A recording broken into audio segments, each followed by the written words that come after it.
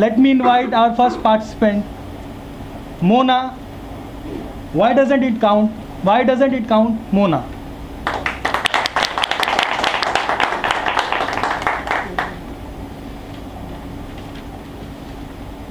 Sanya came happily running to her father as he came back from office and said, "Yippee! I've got an A+ in my exams." Ravi hugged his daughter and said, "You're as smart as your mother. You will become just like her when you grow up." Sanya frowned and said, "I don't want to become like mother and do cooking, cleaning and raising kids. I want to become a businesswoman." Meera heard her daughter from the kitchen and the glass in her hand slipped and broke. She felt miserable and thought, all I have done in my life is cook, clean and raise kids. I'm going to do nothing from now. And from that day, Meera stopped doing all housework. One day, Ravi came back home and found the home really messy and shouted, "Meera, what have you done to our home?" Meera said, "Nothing I do is important. Then why should I do it?" "Ravi, have you lost your mind?" "I have not lost my mind. I have regained it back. Nothing I do at home is appreciated. Then why should I bother? And why should I be the only one doing it? Shouldn't you be helping me out with this?" Ravi said, "I'm doing an important job of making a business. This is your job." Making a business at the cost of breaking a home? Even I want to get back to work, but with all these responsibilities, I can never do that. Making a home is a woman's job. Meera was shattered, for she had thought Ravi would understand, as they had studied in the same management college. Meera had a very difficult pregnancy and had to quit her job to look after the family. She had always wanted to make a home, but Ravi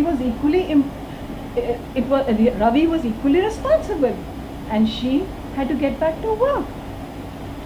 But with Ravi's attitude, she felt like a mere servant with no respect. Frustrated, she looked up and said, "Why doesn't it count, Lord? Why doesn't it count?" To salvage her pride and to make them realize the importance of a home, Meera decided to move to her parents' place. Raj and Savita Kaushal were welcoming, but they were concerned for their daughter. After a few days, Sanya and Meera started missing Ravi, and even Ravi hated coming back to an empty home. Savita Kaushal asked Ravi to come home and meet them. The day Ravi was to come, Meera wore his favorite green sari and prepared his favorite dishes like gulab jamun and kachori. She was nervous and kept twisting the pallu of her sari, and as she entered the room, she saw Ravi, and Ravi looked at her and looked away. She thought, he no longer loves me. Meera loved Ravi, but her respect was also important. Savita to Ravi, "Is building a home important to you?" Ravi, "Yes, but it's a job of a woman."